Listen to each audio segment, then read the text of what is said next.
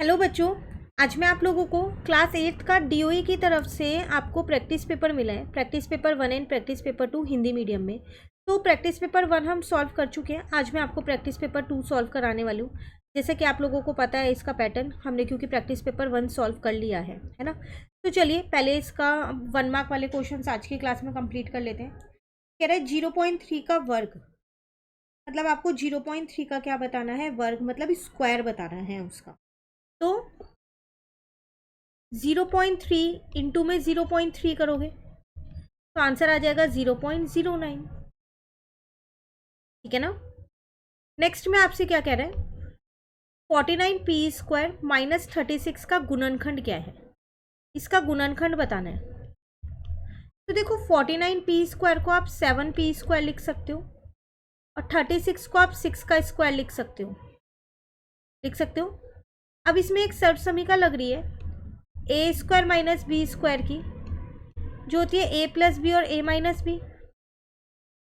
तो 7p plus 6 और 7p minus 6, ये आपका आंसर।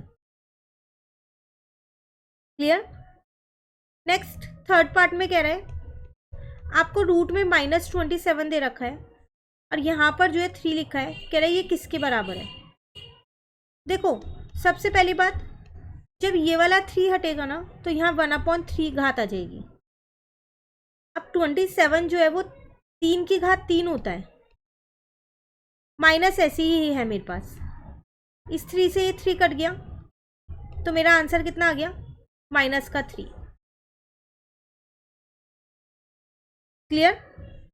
एक बार ध्यान रखना, -3 को 3 बार इंटू करके ज़रूर देख लेना कि आपका -27 ही आ रहा है ना। ठीक है।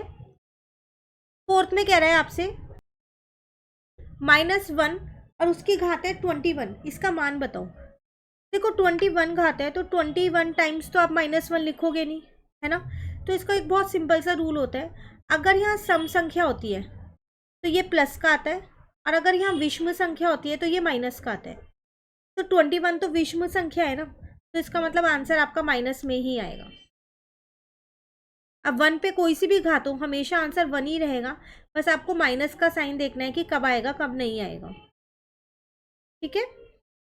नेक्स्ट में कह रहे हैं उपयुक्त सर्व समीकरण का उपयोग करते हुए 502 की जो घात है वो 2 है और 498 की घात 2 का मान निकालो।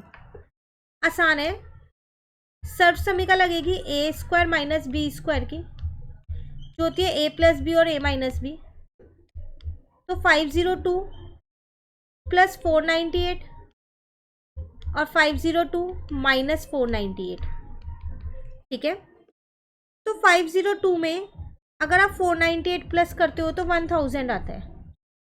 सेम 502 में अगर आप 498 को माइनस करते हो तो आपके पास क्या बचेगा, 4 बचेगा। तो आपका आंसर आ जाएगा 4000।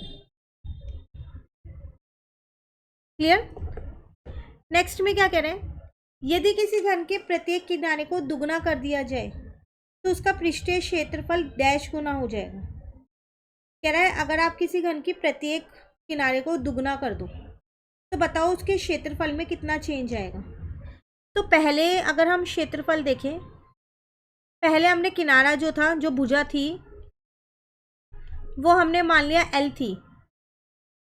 तो फिर पृष्ठीय क्षेत्रफल होगा क्या, उसका सूत्र होता है 6 और यहाँ पर होता है भुजा का स्क्वायर, तो वो 6L² हो गया। अब मान लो वो भुजा दुगनी हो गई तो 2L हो गई। तो अब पृष्ठीय क्षेत्रफल कितना आ जाएगा, वो हो जाएगा 6 ब्रैकेट में 2L का स्क्वायर। तो इसको मैं ये लिख सकती हूँ ना, 4 गुना ही तो बढ़ा है, ये तो पहले वाला ही है ये रहा, तो इसका मतलब वो 4 गुना से बढ़ जाएगा। क्लियर है। तो 1 मार्क वाले सारे क्वेश्चंस कंप्लीट हो गए। नेक्स्ट क्लास में ये 2 मार्क्स वाले क्वेश्चंस भी करा दूंगी। कहीं पर दिक्कत लगे इन 6 क्वेश्चंस में कमेंट करके पूछ लेना। वीडियो अच्छी लगे लाइक ज़रूर करना, फ्रेंड्स के साथ वीडियोस को शेयर कीजिएगा। प्रैक्टिस पेपर 1 भी ज़रूर सॉल्व कर लेना। मिलते हैं नेक्स्ट क्लास में। Thank you.